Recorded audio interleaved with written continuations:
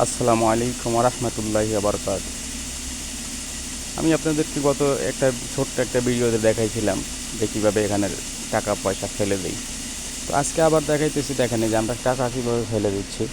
এটা বাংলাদেশে হলে কখনোই দিত না। এই যে এগুলা, এই যে অয়েল ফিল্টার, দেখেন অ্যালুমিনিয়াম, এটা 300 গ্রাম হবে। এটা দাম ভাঙ্গারি বেচতে গেলে অনেক, মানে হয়তো জানি না কত টাকা কেজি হবে। যদি জেনে থাকেন কমেন্টে একটু জানাবেন দয়া করে।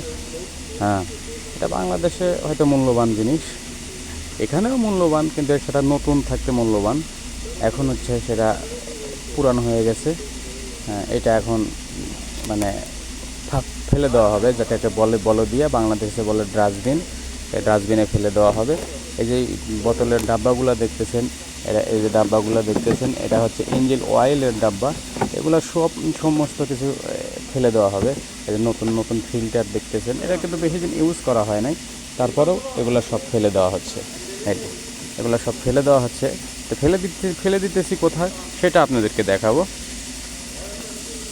একটুখানি। এই যে দেখেন, এটা হচ্ছে বলদিয়া ড্রাম। এই যে এইভাবে, এটা ডাস্টবিন, বাংলাদেশে বলে ডাস্টবিন। এই যে ফেলাই দিলাম, এই যে ফেলে দিচ্ছি, এই যে দেখেন, এই যে ফেলে দিচ্ছি। হ্যাঁ, এই যে দেখেন, এই যে অয়েল ফিল্টার দিনে অভাব নাই। এগুলো যদি আমি প্রত্যেক দিন গোছাই, হয়তো প্রত্যেক দিন 4-5 কেজি হবে।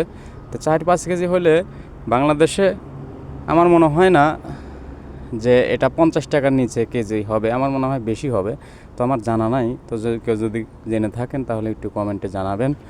হ্যাঁ, এইগুলা বিক্রি হয় এইখানে। যদি আমি গোছাই তো এইখানেও বিক্রি হয়। এইখানে বিক্রি হচ্ছে আপনার নুস রিয়াল কিলো, অথবা 50 পয়সা রিয়াল কিলো, 1 কিলো। এখানে তো কেজির মাপ না, এখানে হচ্ছে কিলোমিটার, এখানে কিলো কিলো হিসাবে বিক্রি করা হয়। তো এরকমভাবে আর কি। তো আচ্ছা, ভালো থাকবেন, আজকে এই পর্যন্তই।